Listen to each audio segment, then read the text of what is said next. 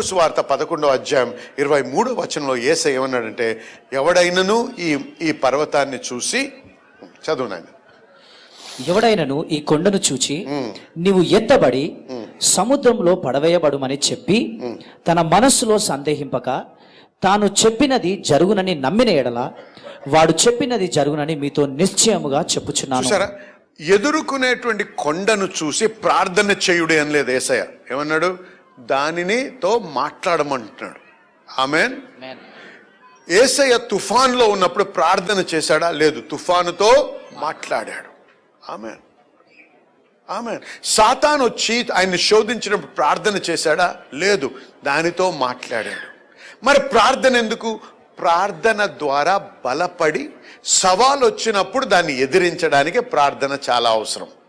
చాలా మంది, అనేక మంది క్రైస్తవులు ఏం చేస్తారు తెలుసా? అనేక మంది దేవుని నమ్ముకున్న బిడ్డలు సమస్య వచ్చిన తర్వాత ప్రార్థన మొదలు పెడతారు.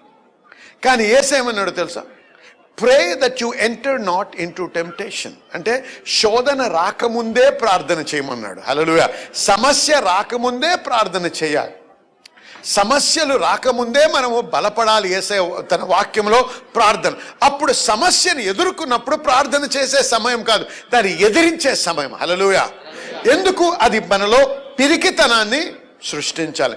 రాగానే దేవుని యొక్క శిష్యులందరూ భయపడ్డారు, మరణిస్తామేమో అని భయపడ్డారు. వెళ్ళి యేసయ్యను లేపారు. యేసయ్య భయపడ్డాడా? భయపడలేదు. భయానికి తావు లేకుండా ఆయన హృదయంలోకి, ఆయన జీవితంలోకి వెంటనే లేచి ఏదైతే తనని ఎదిరిస్తుందో దాన్ని ఎదిరించాడు. మీ జీవితంలో ఏది ఎదిరిస్తుందో దాన్ని ఎదిరించాలి యేసు నామములో. హల్లెలూయా. ఆ శక్తిని, ఆ యొక్క సామర్థ్యాన్ని, ఆ అభిషేకాన్ని దేవుడు మనకిచ్చాడు. మనము మూలను కూర్చొని ఏడుస్తూ, ప్రభువా ఇది ఎందుకు వచ్చింది నాయన, నేను నిన్ను ప్రేమిస్తున్నాను కదా అని దేవుని సవాలు చేయడానికి కాదు, కానీ దాన్ని ఎదిరించమన్నాడు దేవుడు. హల్లెలూయా. దానికి అది వచ్చి మన హృదయంలో భయాన్ని కల్పించకుండా, అది స్థానము తీసుకుని మనల్ని ఏలకుండా మనము దానిని ఏలాలి. ఆమేన్ చెప్పండి. హల్లెలూయా. కాబట్టి వినండి, ఎందుకంటే అది కానీ చొచ్చుకొని వచ్చి నాటబడినట్టయితే ఏం చేస్తుంది తెలుసా? ఓడించేస్తుంది మనల్ని. ఏమన్నాడు వాక్యంలో? మరి హెబ్రీయులకు రాసిన పత్రిక 3వ అధ్యాయం 19వ వచనం చూడండి ఒకసారి. హెబ్రీ 3:19. కాగా అవిశ్వాసము చేతనే వారు ప్రవేశింపలేకపోయారని గ్రహించుచున్నాము. దేని వలన ప్రవేశించలేకపోయారండి? అవిశ్వాసం ఎక్కడి నుంచి వచ్చిందండి? భయము ద్వారా. భయము అవిశ్వాసానికి మూలం. ఎందుకంటే చూసారా, వారు యుద్ధము పోరాడక ముందే, ఆ దేశాన్ని వారు స్వాధీనపరచుకోక ముందే దేవుడు వాగ్దానం ఇచ్చాడు. ఆ పాలు తేనెలు ప్రవహించే దేశాన్ని మీకు ఇచ్చాను అన్నాడు దేవుడు. హల్లెలూయా. కానీ ఎప్పుడైతే వేగులు వారు వెళ్ళి దాన్ని అంతా చూసి వచ్చారో, వారు ఏమన్నారు? వారిలో జీవించేవారు వారిని భక్షించేవారు, వారి ఆజానుబాహులు, వారి యొక్క వారి యొక్క పట్టణాలన్నీ గోడలతో నిర్మించబడ్డాయి, మనం వారిని జయించలేం. ఇవన్నీ ఎక్కడి నుంచి వచ్చాయి? ఏది విన్నారో, ఏది చూశారో దానిని బట్టి మాట్లాడుతారు. దేవుని నుంచి విన్న మాటని ఆధారపడి మాట్లాడటం లేదు, కానీ అనుభవాన్ని ఆధారపరుచుకొని మాట్లాడుతున్నాం. అందుకే వినండి జనులారా, మనం ఏం చేయాలండి? మన అనుభవం ఏమైనా మన విశ్వాసము దాని మీద కాదు, వాక్యం మీద ఉండాలి. హల్లెలూయా. నా శరీరంలో అనారోగ్యం ఉన్నా నేనేమి నమ్మాలి? ఆయన గాయముల చేత నేను స్వస్థపరచబడి తిని. ఆమేన్. అనుభవము కంటే బలమైంది దేవుని యొక్క వాక్యం. అనుభవాన్ని మార్చగలిగిన శక్తి దేవుని యొక్క వాక్యంలో ఉంది. కానీ ఆ వాక్కులో ఉన్న శక్తి నా జీవితంలో అది నేను అనుభవించాలంటే ముందుగా నేను నమ్మాలంటే దాన్ని నేను స్వాధీనపరచుకోవాలి. అదే నేను భయపడ్డానంటే ఖచ్చితంగా నేను ఏది భయపడుతున్నానో నేను దాన్ని ఆకర్షించనే ఉన్నాను. మరి యోబు చూసారా, ప్రతిరోజు ఆరాధించాడు దేవునికి, ప్రతిరోజు బలిలు అర్పించాడు. ఎందుకు? భయపడ్డాడు. నా బిడ్డలు ఏమైనా పాపం చేస్తే వారికి ఏదైనా నష్టం కలుగుతుందేమో, ఈ భయము మూలముగా ఆయన దేవుని ఆరాధించాడు. కానీ విశ్వాసముతో కాదు. అందుకే ఏది భయపడ్డాడో దాన్ని ఆకర్షించాడు. అర్థమైన వారు హల్లెలూయా చెప్పండి. హల్లెలూయా.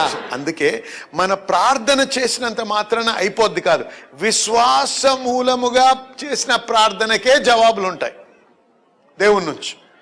అవిశ్వాసముతో, భయముతో చేసే ప్రార్థనలు వాటికి జవాబు రావడం చాలా కష్టం. ఎందుకంటే ఎప్పుడైనా ఒక దేవుని నుంచి మనము ఏదైనా అద్భుతం పొందాలంటే మనము దేవునికి ఒకటి ఇవ్వాలి. ఏంటి ఇవ్వాలో తెలుసా? విశ్వాసం ఇవ్వాలి. అప్పుడు దేవుడు మనకి తన అద్భుతాన్ని మనకి అనుగ్రహిస్తారు. విశ్వాసం మీదనే దేవుడు పనిచేయగలడు, కానీ భయములో ఉన్న వారికి దేవుడు సహాయము చేయలేరు. వీరికి ఆ జనాంగముని, ఆ సమస్యల్ని, ఆ యొక్క గోడల్ని చూసినప్పుడు భయపడ్డారు. అందుకే వారు స్వాధీనపరచుకోలేకపోయారు. గమనించండి, సంఖ్యాకాండం 13 అధ్యాయంలో చూసినట్టయితే మరి 12 మంది వేకులు వారు వెళ్ళారు. 10 మంది వచ్చి ఏమన్నారంటే, అయ్యా మేము పొందలేము, ఇది కాదు అన్నారు. అన్న తర్వాత 14 అధ్యాయము మొదటి 4 వచనాలు చూసినట్టయితే అక్కడ ఏమని రాయబడింది? వారు అప్పుడు ఆ జనసమూహం అంతా కూడా ఎలుగెత్తి రాత్రంతా ఏడ్చారంట. ఏడ్చి మరి అహరోను, మోషే ముందు వారు సనుగుకొని దేవుడు ఏర్పరిచిన నాయకత్వాన్ని సనుక్కొని మరియు నూతనమైన నాయకులను చేసుకొని ఐగుప్తుకి వెళ్ళిపోదామా అని చెప్పి దేవుని వాక్యానికి నడిపింపుకి వారు వ్యతిరేకంగా ప్రవర్తించడం మొదలుపెట్టారు. అయితే వినండి, ఈ రకమైన ప్రవర్తనకి, ఈ రకమైన మాటలకి కారణం ఏంటో తెలుసా? దీనంతటికి కారణం భయం, పిరికితనం. దేవుని వాక్యము నమ్మినట్టయితే వారు ఆ విధంగా మాట్లాడరు. నీ హృదయము నిండిన దానిని బట్టే నీ నోరు పలుకుతుంది, మాట్లాడు. చూసారా? నీ హృదయం దేనితో నిండబడ్డదో, నేను నమ్ముతున్నానండి అంటారు. స్వస్థపరిచని నమ్ముతున్నాను. సరే, ప్రార్థన చేస్తాం. నా నుంచి కొద్దిగా అటు పక్కకి వెళ్ళి ఆ కారు ఎక్కే లోపల ఎవరో వచ్చి ఎలా ఉన్నారండి, అసలు బాగాలేదండి నాకు, డాక్టర్ గారేమో ఇలాగంటున్నారు. చూసారా? అందుకే ప్రార్థన చేసినా మీకు జవాబు లేదు. హల్లెలూయా. ఏ చిత్రం అయితే నీ హృదయంలో ఉందో ఆ చిత్రాన్ని పట్టే నువ్వు మాట్లాడతావు. నేను ఆశీర్వదించబడ్డవాడిని అనాలి. ఎందుకు? ఆశీర్వాదం లేకపోయినా కూడా, దాని రుజువు లేకపోయినా, ఎందుకు? ఆ వాక్యంలో ఉంది కాబట్టి. హల్లెలూయా, హల్లెలూయా. నాకు లేమి ఉండదు, ఎందుకు? ఆయన చెప్పాడు కాబట్టి. కరువులో నేను సమృద్ధిని అనుభవిస్తాను, ఎందుకు? ఆయన చెప్పాడు కాబట్టి. ఆమెను చెప్పండి. హల్లెలూయా. అది నమ్మాలి. కరువు వస్తుందేమో, ఉన్నదంతా అయిపోద్దేమో, ఇంక మరి 4 రోజులు అయితే ఉన్న 200 రూపాయలు కూడా అయిపోతాయి, ఇంకేం తేవాలి, ఏం పెట్టగలను, ఇలా దాన్ని ధ్యానిస్తే ఉన్నది 4 రోజులు 2 రోజుల్లోనే అయిపోతాయేమో, కానీ ప్రభువు నాకు అనుగ్రహిస్తాడు. ఎక్కడి నుంచి వస్తాడు నాకు తెలియదు. అవసరమైతే కాకోలం వాడుకుంటాడు, కానీ ఆయన అన్నాడు సమృద్ధి అనుగ్రహిస్తానన్నాడు. But my God shall supply all my need. నా యొక్క అవసరాలన్నీ తీరుస్తాను. దేవా, నువ్వు ఎక్కడి నుంచి వస్తావు? దేవా, నీకు స్తోత్రం. ఎక్కడి నుంచి ఇస్తావో, ఎలా తెస్తావో నాకు తెలియదు, కానీ తెచ్చినందుకు నీకు స్తోత్రం అయ్యా. హల్లెలూయా. ఆ చిత్రాన్ని బలపరుచుకో. ఏం చేస్తా? ఎక్కడి నుంచో లేని వారిని ఎవరినో లేపి పట్టుకొస్తుంది వచ్చి నీకు ఇవ్వడానికి. హల్లెలూయా, హల్లెలూయా. చూసారు? 8 సంవత్సరాల తర్వాత ఫోన్ చేసి మీకు గిఫ్ట్ పంపిస్తున్నాను అన్నారు. ఎందుకు పంపాలి? దేవుని క్రియ నమ్మాలి. ఆ బిడ్డ ఏం నమ్మింది? This is the month of divine favour. Hallelujah. Uncommon favour. ఎలాగవుద్ది ఏమో, నాకు తెలుసు నేను ఫేవర్ని, దేవుని ఫేవరెట్ని నేను. Hallelujah. I'm God's favourite. Uncommon favour ఖచ్చితంగా నా జీవితంలో జరగాల్సిందే. ఎందుకు? వాక్కు విడుదల చేయబడింది. ఏ విధంగా జరుగుతుంది నాకు తెలియదు, నాకు అనవసరం, జరుగుతుంది కాబట్టి దేవునికి స్తుతి చెల్లిస్తున్నాను. హల్లెలూయా. ఆ నమ్మకంతో నిలబడు, మాట్లాడు, దేవుని స్తుతించు. ఎప్పుడైతే వాక్కు విడుదల చేయబడుతుందో ఆ వాక్యం ఎలా జరుగుతుందో అనేటువంటి సవాలు కాదు, జరుగుతుందనే విశ్వాసం ఇవ్వు దేవునికి. దేవానికి స్తోత్రం. ఆ అన్కామన్ ఫేవర్ నా జీవితంలో కూడా ఖచ్చితంగా జరుగుతుందనే నమ్మకం నాకు ఉంది ప్రభువా, మీకు స్తుతి చెల్లిస్తున్నాను. దాన్ని బలపరచుకో. ఒక్కసారి అనడం కాదు, నిన్ను చూసుకో. హల్లెలూయా. దేవునికి స్తోత్రం. ప్రార్థన చేస్తున్నప్పుడల్లా ఏకాంతంలో ఉన్నప్పుడు దేవానికి స్తోత్రం. ఈ నెల నేను ఖచ్చితంగా ఈ ఫేవర్ నేను అనుభవిస్తున్నాను. ఏదో నువ్వు చేస్తున్నావు ప్రభా, నీకు స్తోత్రం. నాకు లేమి కాదు, నాకు సమృద్ధి కలుగుతుంది ప్రభా. ఈ నెల ఖచ్చితంగా నువ్వు ఒక అద్భుతం జరిగించిన ఉన్నావు ప్రభా. నాకు స్వస్థతను అనుగ్రహించిన ఉన్నావు, నాకు ఆర్థిక సహాయం అనుగ్రహించిన ఉన్నావు. కాబట్టి మీకు స్తుతి ప్రభా. ఎవడన్నా వచ్చి ఎలా జరుగుతాయి అంటే, నాకేం తెలుసు, ఆయన చేస్తానన్నాడు, ఎలా చేస్తాడు నాకెందుకు, చేస్తాడంతే. మాట తప్పని దేవుడు ఏ విధంగా చేస్తాడు ఆయన ఇష్టం. నేను చేయాల్సింది నేను చేయాలి. నేనేం చేయాలి? నమ్మాలి. ఎలా?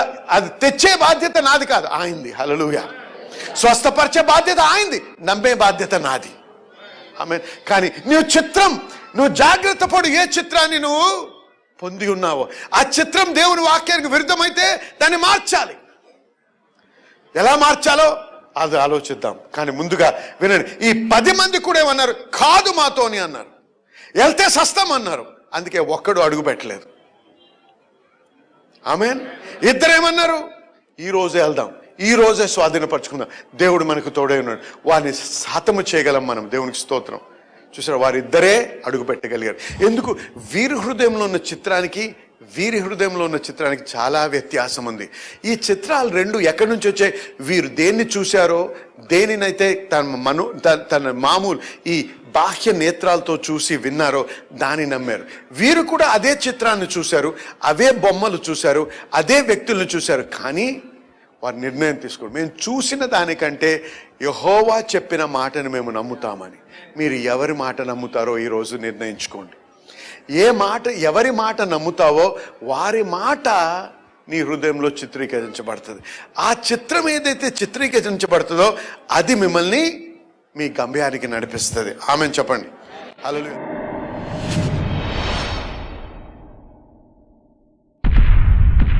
I am sent for the liberation of the men and women of this generation.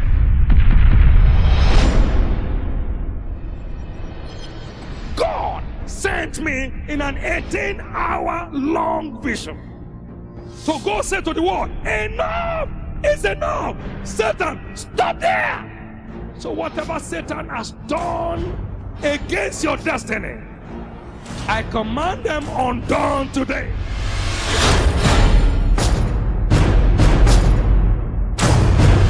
Whatever tree the devil has planted into your life, I command them uprooted today. The strangers moving through your body is cursed today. In the name of Jesus. Uncommon favour అనే word release చేసినప్పుడు aunty ఆ word receive చేసుకొని she just held on to that word and she was believing that God will give her uncommon favour. అయితే రీసెంట్గా ఏమైందంటే వాళ్ళ family members షాపింగ్కి వెళ్తున్నప్పుడు ఆంటీని రమ్మని చెప్పారంట. But she didn't want go, she wanted to stay back at home. కానీ వాళ్ళు ఫోర్స్ చేసి తీసుకువెళ్ళారు. అక్కడికి వెళ్ళినప్పుడు she saw the uncommon favour of God in such a manner that actually వాళ్ళు షాపింగ్కి తీసుకెళ్ళిన డబ్బు మొత్తం కూడా ఆంటీకి స్పెండ్ చేసి they shop for her and they bought new clothes for her for Christmas. That is not the end of it, church. You got to listen to this testimony. Auntie ki she had one friend when she was living in Dubai. Aithe 8 years back our family mottaniki United States ki shift అయిపోయారు. అయితే 8 years గా they've been in touch only on the telephone and no way. అయితే recent గా వాళ్ళు call చేసి ఆంటీకి చెప్పిన విషయం ఏంటంటే, sister Lawrence we want to send you a gift for Christmas. అయితే ఆంటీ ఏదో చిన్న గిఫ్ట్ ఎక్స్పెక్ట్ చేసిందంట.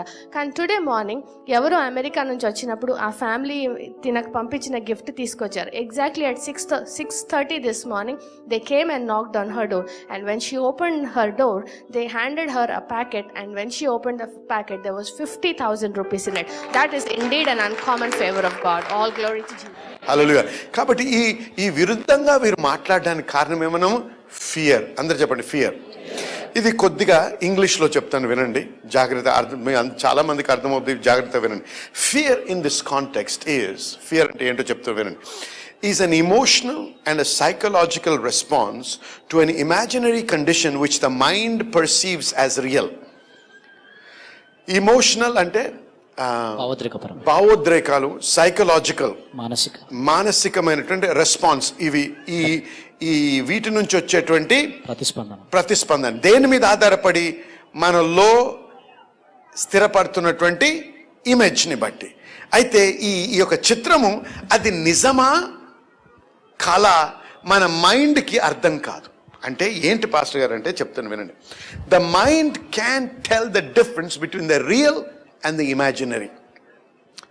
ఎప్పుడన్నా మీరు రాత్రి భయముతో ఒక కళను బట్టి భయముతో లేచారా?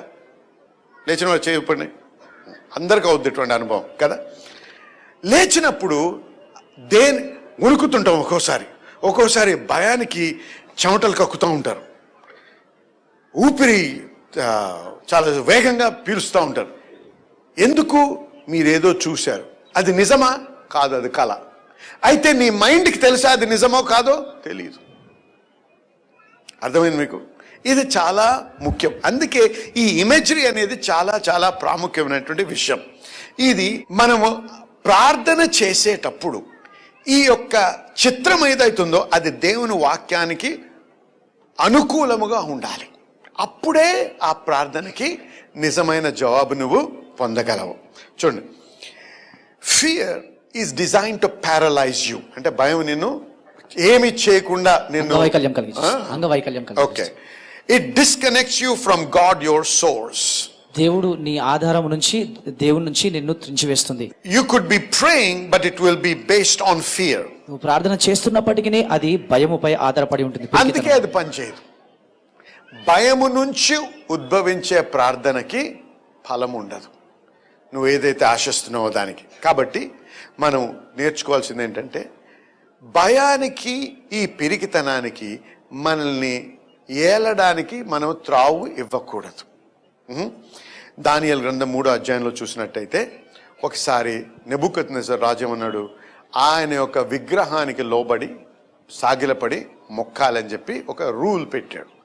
అయితే ముగ్గురు యవనస్తులు, షడ్రక్, మేషక్, అబేద్నెగో, వారు ముగ్గురు కూడా లొంగలేదు.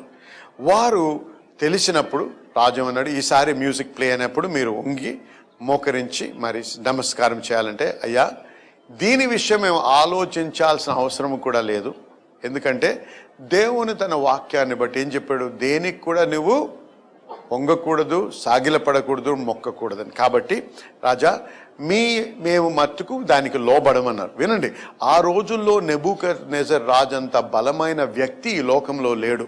అటువంటి వ్యక్తిని ఎదిరించే శక్తి వీరికి ఉంది. చూసారా?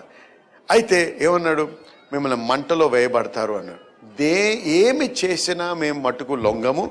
విను రాజు, మా దేవుడు ఈ యొక్క అగ్ని గుండము నుంచి విడిపించి మీ హస్తము నుంచి కూడా విడిపించగలడు అన్నారు. హల్లెలూయా. అంటే వారు ఏం చూస్తున్నారండి?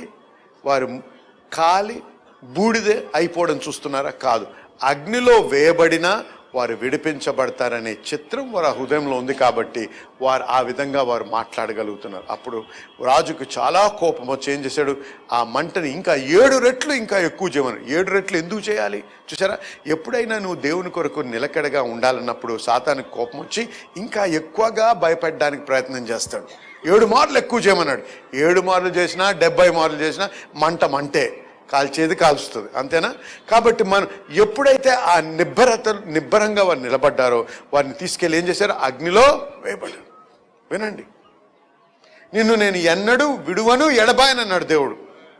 చాలా మంది దేవుడు నమ్ముతారు. ఎంతవరకు నమ్ముతారు? అగ్ని గుండంలో వేయబడే వరకు నమ్ముతారు.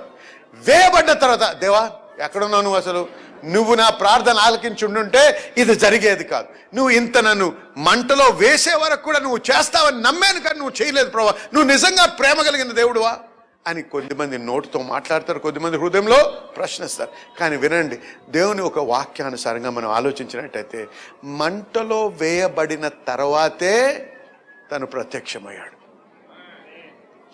మంటలో వేయబడ్డంత మాత్రాన దేవుడు నిన్ను వదిలాడని కాదు. వాక్యంలో ఏమన్నా, మంట ద్వారా నువ్వు వెళ్తావు కానీ కాల్చబడవు అన్నాడు, నీటి ద్వారా నువ్వు వెళ్తావు కానీ మునగవు అన్నాడు. అంటే మంట ద్వారా వెళ్ళడానికి పర్మిషన్ ఇస్తాడు దేవుడు, నీటి ద్వారా అంటే నువ్వు మరణిస్తావేమో, ఇంకా తావు లేదేమనే స్థితి వరకు కూడా దేవుడు ఒక్కోసారి రాణిస్తాడు పరిస్థితులు. కానీ నేను వెదలడు ఎడబాడి. ఒకటి వినండి, ఎప్పుడు ప్రత్యక్షపరుచుకున్నాడు ఆయన?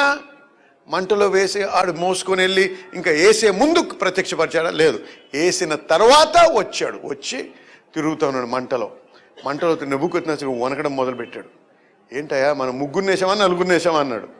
3 వేశారు కదా, మరి 4 ఎలాగున్నారండి? ఇంకో వ్యక్తి, 4వ వ్యక్తి దేవుని కుమారుడు వలె ఉన్నాడని. ఓ, అన్యుడు దేవుని కుమారుడు గమనిస్తున్నాడు. మనం ఎప్పుడైతే దేవుని నమ్ముతామో అప్పుడు ఇతరులు మనతో దేవుడున్నారని గమనిస్తాడు. హల్లెలూయా. అగ్గిలో వేయబడ్డామని, మంటలో వేయబడ్డామని గురుగుతూ సనుగుతే దేవుడు కనపడ్డు మనకి. చాలా మంది చూడండి, వారు ఒక మూలను కూర్చొని, అయ్యా ఎందుకు జరిగించావయ్యా ఇది, అసలు నువ్వు నిజంగా అనుకుని ఉంటే నన్ను విడిపించేవాడు కదా, ఎందుకు జరగనిచ్చావు ప్రభా అని ప్రశ్నించలేదు. విచారముతో ఉన్నవాడు నడుస్తూ ఉండడు. విచారంలో ఉన్నవారు, నిస్పృహతో ఉన్నవారు ఏం చేస్తారు? ఒక మూలం గదిలో ఒక మూలం కూర్చొని ఏడుస్తూ, దూషిస్తూ, గునుగుతూ ఉంటారు.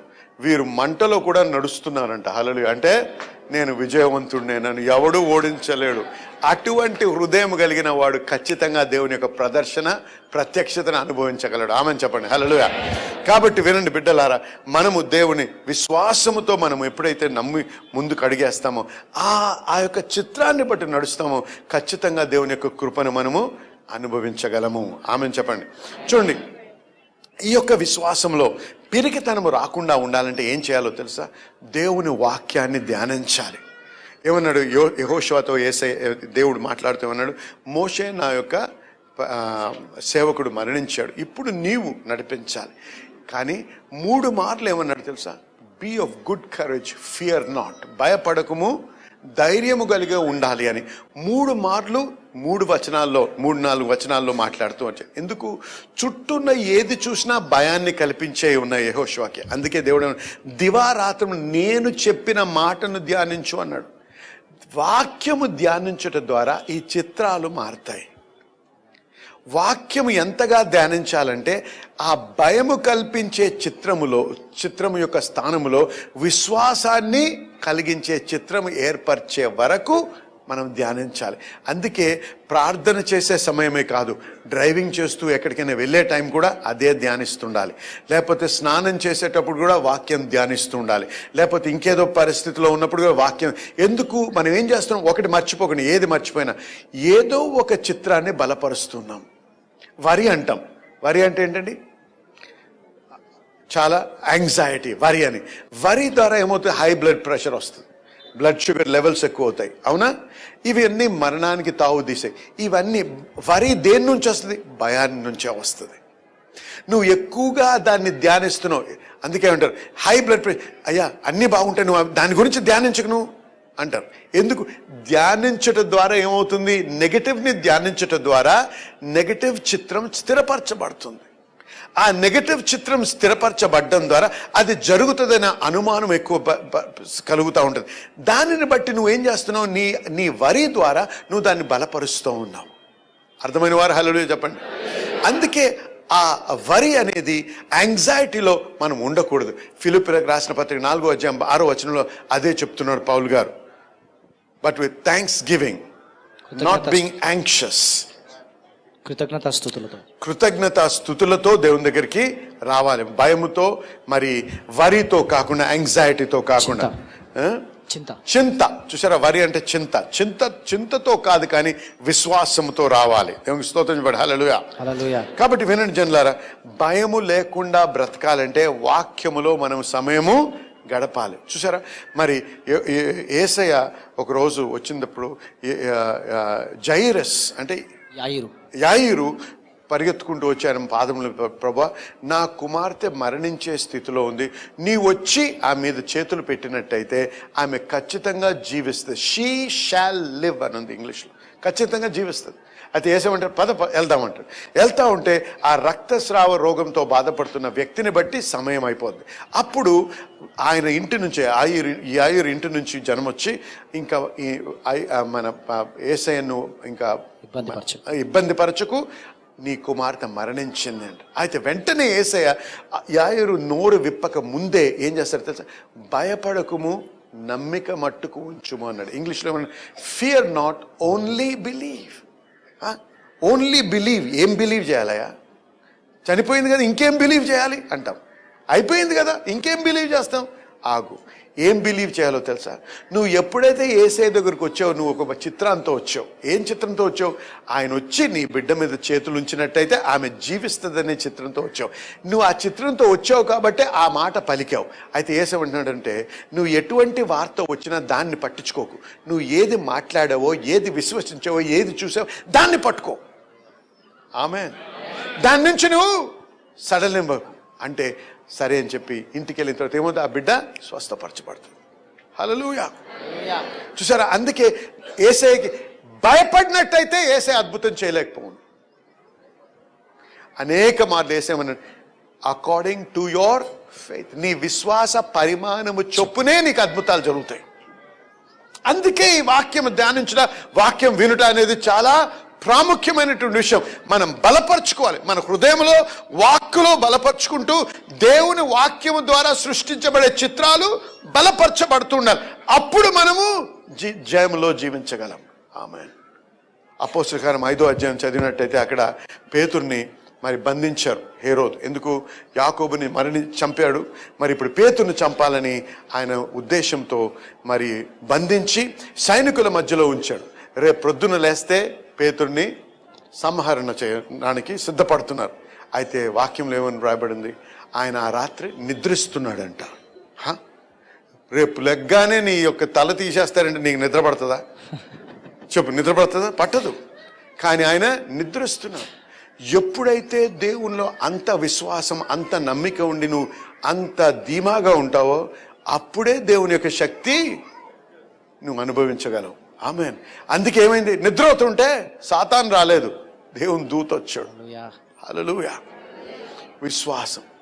భయపడితే దేవుని శక్తిని కానీ దేవుని దూతల్ని కానీ నువ్వు ఆకర్షించవు. నమ్మినట్టయితే దేవుని శక్తిని, దేవుని యొక్క దూతల్ని నువ్వు ఆకర్షిస్తావు. అప్పుడు నీకు విడుదల అనుగ్రహించబడుతుంది. హల్లెలూయా చెప్పండి గట్టిగా. మరి అనేక మంది మాకు రాస్తున్నారు, తెలియపరుస్తున్నారు ఫోన్ల ద్వారా, ఈ ప్రోగ్రాం వలన ఆశీర్వించబడుతున్నామని. మాకు ఎంతో సంతోషంగా ఉంది. ఎందుకంటే ఇది మాకు ఉద్దేశం. దేవుని యొక్క వాక్యము బోధిస్తూ, దేవుని వాక్యము తెలియపరుస్తూ అనేకులు ఆశీర్వించబడాలనేదే నా ఉద్దేశం. మరి ఈ ఆశీర్వించబడుతున్నటువంటి మీరు హైదరాబాద్కి వచ్చినట్టయినా, లేకపోతే హైదరాబాద్ ప్రాంతంలో మీరు జీవిస్తున్నట్టయితే తప్పకుండా ఒక్కసారి మా యొక్క ఆదివారపు ఆరాధనకైనా లేకపోతే శుక్రవారపు ఆరాధనకైనా రావాలని మరి నేను ప్రత్యేకంగా మిమ్మల్ని ఆహ్వానిస్తున్నాను. దాని ఇన్ఫర్మేషన్ అంతా కూడా మరి టెలివిజన్ మీద మీకు స్క్రీన్ మీద డిస్ప్లే అవుతుంది. దాని టెలిఫోన్ నంబర్స్ ఉంటాయి, ఎక్కడ మీటింగ్లు అవుతాయో అవన్నీ కూడా ఇన్ఫర్మేషన్ ఉంది. అయినా మీకు అనుమానం ఉంటే ఒకసారి ఫోన్ చేయండి, వారు తెలియపరుస్తారు. అంతేకాదు మీరు వచ్చినప్పుడు మరి SPM శామ్యుల్ పట్టా మినిస్ట్రీస్ కౌంటర్కో ఆ టేబుల్కో వెళ్ళినట్టయితే అక్కడ ఉన్న స్టాఫ్ మాట్లాడి మీరు నేను మిమ్మల్ని ఆహ్వానించాను కాబట్టి మీరు వచ్చారని తెలియపరిస్తే ఖచ్చితంగా వారు మిమ్మల్ని నా దగ్గరికి తెస్తారు. నేను మీతో కలిసి మీకు ప్రార్థన చేయాలని కూడా ఆశిస్తున్నాను. కాబట్టి తప్పకుండా రావాలని, మమ్మల్ని కలవాలని మరి కోరుతున్నాము, ఆహ్వానిస్తున్నాము. నేను మిమ్మల్ని కలవాలని ఎదురు చూస్తున్నాను. దేవుడు మిమ్మల్ని దీవించును గాక.